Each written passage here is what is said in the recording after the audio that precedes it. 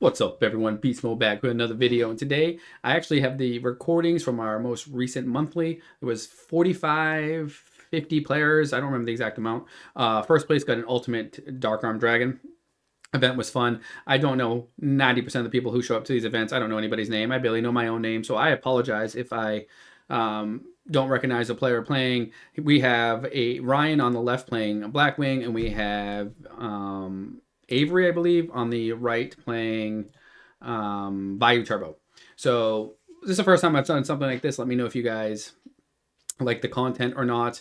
Mainly the person who records these videos, we're just having a tough time getting them out before the next monthly.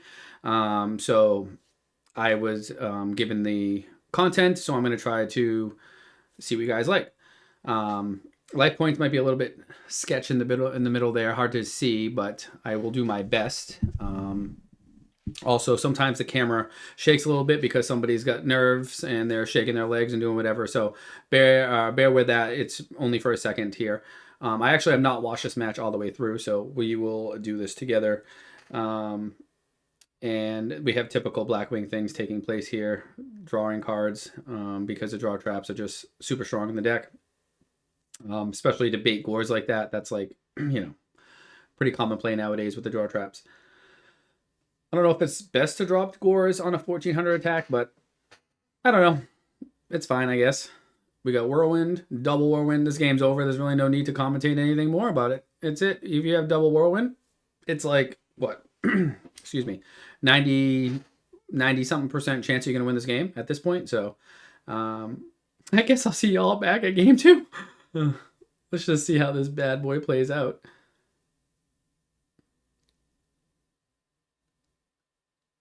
Playing around Mirror Force, it looks like.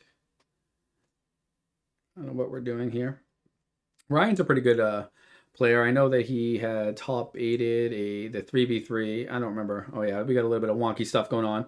Takes just a second. Bear with me.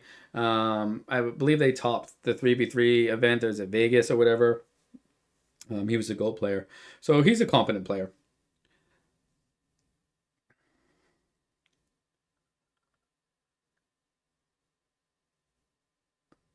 Oh, we're making a level 8. That is pretty busted right there, folks. I didn't even realize. I forgot you could do that. Token 7-star. Shura grabs the value, negates the effect, and then you can synchro with it. Now we're switching gores to attack position. I'm not sure that's... Is that even needed? I don't know why we do that. I'm not sure the thought process there. Like, everything that's any relevant, like Yugioh and stuff, runs over it anyway.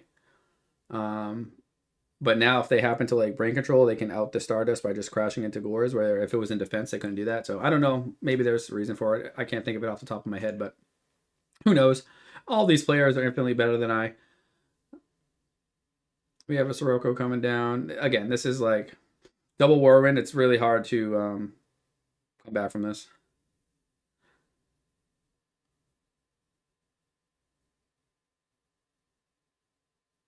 I see a Dust Shoot in Avery's hand, a Return.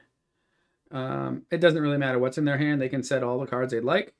And they could probably go through their deck and grab 5 cards that they actually absolutely want. Probably still wouldn't be able to win from this standpoint. So we shall see. It's Summon Blackwing, and we're getting 2 more searches. So like the first 2 searches, you could probably, if you have heavy, like it stinks because they already replaced themselves, but like you can stop the bleeding. After they get an additional search, this is over. Like there's just no way you're gonna lose this game from this position. I think there's been like 1 game in my whole Edison career that I've ever won when my opponent has had double Whirlwind, and like it has to a lot of things have to go your way for that to happen. The game probably is going to take an hour for you to like fight back out of that. You're probably going to go to time. We have triple Kalut. That's a wrap. All right, that was a quick game 1, and that's why Blackwings are just like one of the best decks of the format, because you just get free wins. And yeah, maybe we can try to get on through this side decking mess here, because nobody wants to see that. We're shuffling cards. We're professional. Look at the calculators. That's definitely a professional duelist without a doubt. That's the first thing I think of when I see someone open their calculator case. I go, That is a professional duelist. I'm saying, right? They are a professional. They have the calculator, they have the dice, they got the cards inside the little whoozy doozies. Professional duelist. All right. Vayu, set one, set a back row there. Hamster is probably the best play you can have, right? Let's see if Ryan actually has to play Yu-Gi-Oh this game.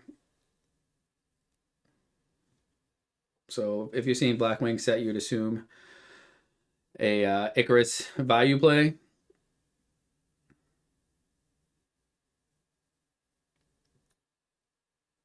Okay, we're gonna send Necro Gardener.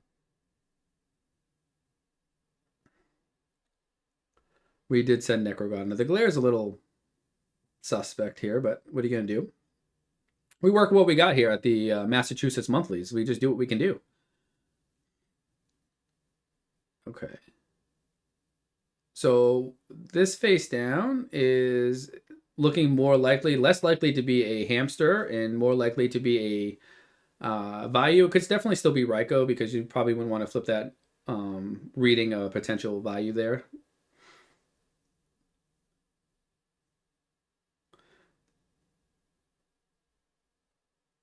We're thinking long and hard. Ryan just passes, which is probably the right play, suspecting a potential Raiko still. Like, wait and see if, and wait until you can draw into better cards that can deal with that. We have another. So now, like, if this is a face down Raiko, it's actually losing a lot of value here because now you have sent two of your ideal mill targets to the graveyard already. So that's two less targets that you'd want to hit with a potential Raiko. Obviously, there's nothing to flip and destroy, so it is what it is. But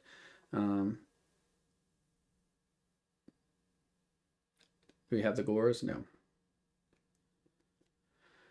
That's a quick 2,800. Looks like Ryan's hand is kind of one of those. This is when Blackwings is hard to play when you just don't have the whirlwinds and it's like Colute and a bunch of traps, and it's like, well, what do I do now? So it looks like we're just setting a bunch into the potential Raiko. We're gonna just heavy. Okay.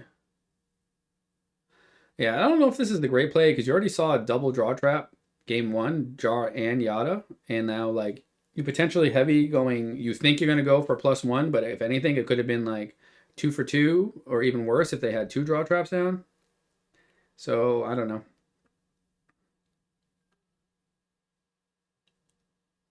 Is that an Icarus they had set? They had Icarus set, so if that's Icarus tech, which I believe it is based on this camera view here, that obviously is not a Vayu, or you would just flip Icarus. So again, and if it's a Raiko, why wouldn't you flip Raiko and hit a back row rather than heavying? So I'm not sure what this face down is. I'm gonna be honest with you, I am confused. Maybe Sangan, but I don't think that list even I don't think Vayu plays Sangan, so I don't know what that is. We are thinking long and hard here. So yeah, I'm not sure that's even great because you heavy to swing with Armageddons that you could have just swung with anyway. So yeah, I don't know.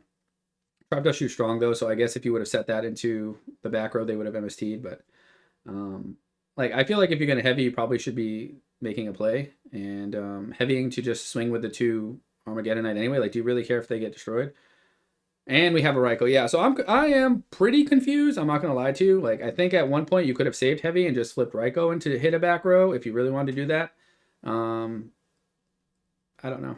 Yeah, I'm confused. That Raiko has been sleeping for a while. It was sitting there for a while. And now we have a problem here because like you have to still ram Armageddonite into Colute potentially. You know the hand. Return's gone. That's a power play in that deck. I think this game's probably over. In terms of Vayu just winning. I don't actually remember the other card that Ryan had. I probably should have paid more attention, but I was really trying to figure out I was doing calculations in my brain, like 1 + 3, why are we doing heavy and minus this, and I couldn't figure it out, so I wasn't paying attention. Okay, so we had Dark Arm anyway. All right, we're gonna skip through the side deck because like we don't want to watch this. We're shuffling it up. Okay, presenting decks. Here we go. I can't see the hands, unfortunately. Okay. So, oh, Dust Shoot. Got it. I was going to say, summoning Bora without at least Bottomless is probably not good because they could. So they only have Vayu. So Allure is dead. Torrential, Solemn, Return, Icarus. So I do often side deck out Return and Solemn against Blackwings, especially going second because it's just too slow. Like at this point, what are they going to do with that hand? Like it's pretty clear just by looking at the hand now that Blackwing's going to win. And again, I have not even watched this far through. I hope the video doesn't actually just stop. But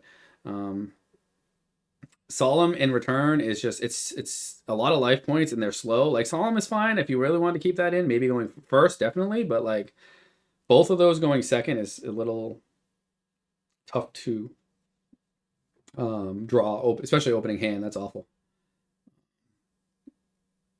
I already forgot the cards that they had, so I would imagine at this point, perfect knowledge. Hand is pretty poor. Ryan is just gonna keep swinging here, and they have also Allure is one of those cards where it's that's why I don't really play it a lot in zombies because first off, there's a lot more monsters that are not dark in zombies, but when you do draw a monster now, let's say they draw something that they like, and now they have to allure it away because oh, we must have drew something.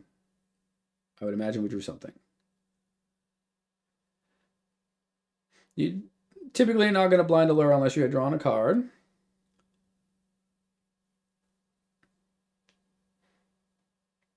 Okay, Gruffer. Strong card in that deck. Is that Deck Devi? Deck Devi's like hit or miss versus Blackwings. It's not bad. It can like just win you the game because you hit Kalut's, Gale, and Blizzards, or they have Shura, Bora, Sirocco on board, and like you have Deck Devi. So I think that card is fine. And I don't know if I would have. I don't know if I would keep two in. Maybe I don't know what their side deck pattern was, but I'm not an expert at this stuff at all. I do think I saw a Deck Devi in the hand though. We're thinking pretty hard here.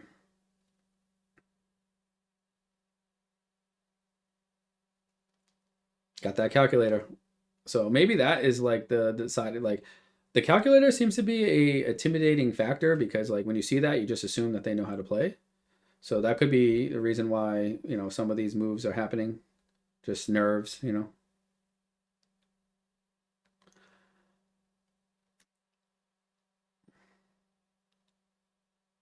We said everything.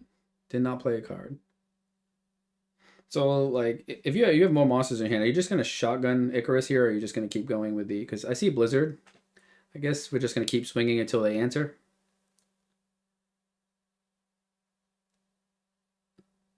So 1700. So like next shot, what are they at? 20. Yeah. So next one, Kalut just wins a game. So you absolutely have to stop the next attack if you can, because yeah, you just take the L if they have Kalut.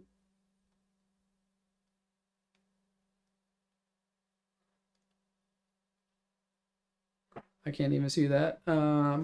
Sirocco, okay, finally. At this point, I don't think it's going to do anything, but do we have a response here? Like, Icarus would be pretty nice, but I think there was an Icarus in the opening hand, if I might be wrong, but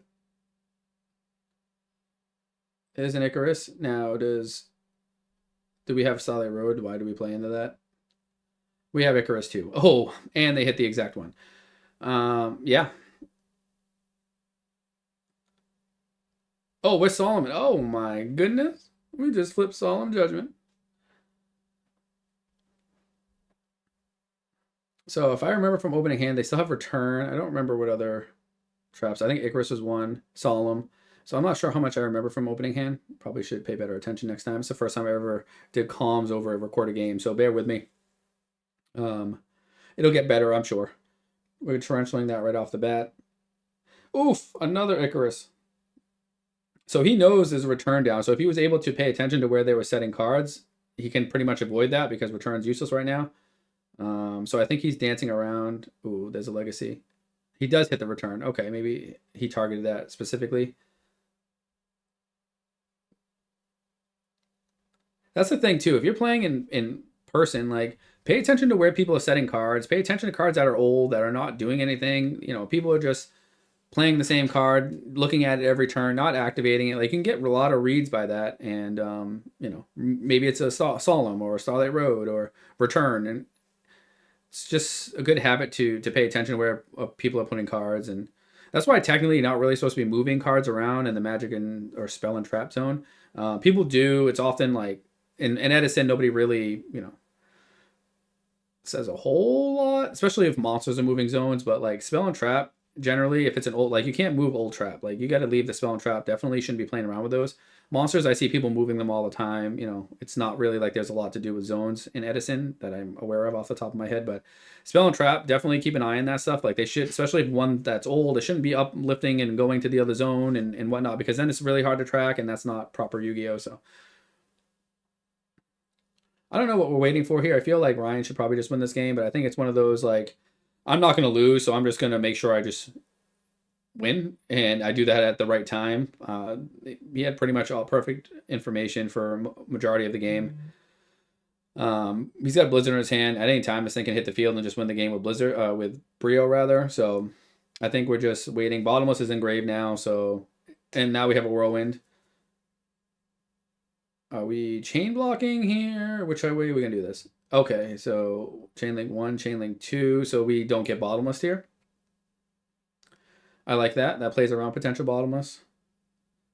Although if you synchro here, then you play right into it, so I don't know.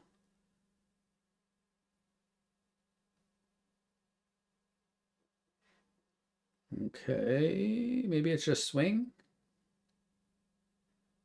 I feel like you're probably just trying to go for game, right? Bottomless is gone, Torrential's gone. Probably a D prison or two. Okay, so we are. All right, so we are going to go for it now.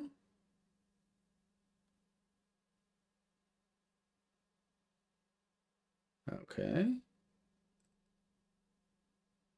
I just send one more, and that's that, right? Yeah, so that's what it was. We figured that was coming. It was just a Brio play waiting to happen there.